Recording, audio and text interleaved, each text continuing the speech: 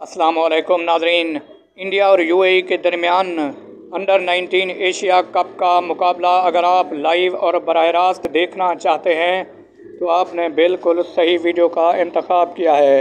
हम आपको ये मुकाबला लाइव और बराह रास्त दिखाएंगे। आपको सिर्फ 2 स्टेप फॉलो करने होंगे। आपने सबसे पहले हमारे चैनल को सब्सक्राइब करना है। चैनल को सब्सक्राइब किए बगैर आप ये मुकाबला लाइव और बराह रास्त नहीं देख सकते। हम आपको बताते हैं कि आप ये मुकाबला लाइव और बराह रास्त किस तरह देख सकते हैं। आप प्ले स्टोर में चले जाएं। प्ले स्टोर में आप दराज ऐप या फिर पीटीवी स्पोर्ट्स डाउनलोड करें। पीटीवी स्पोर्ट्स और दराज ऐप पर आपको ये मैच लाइव और बराह रास्त दिखाया जाएगा। इंडिया और यूएई की टीमों के दरमियान अंडर 19 एशिया कप का मुकाबला आज बांग्लादेश के दारुल हुकूमत ढाका में खेला जा रहा है।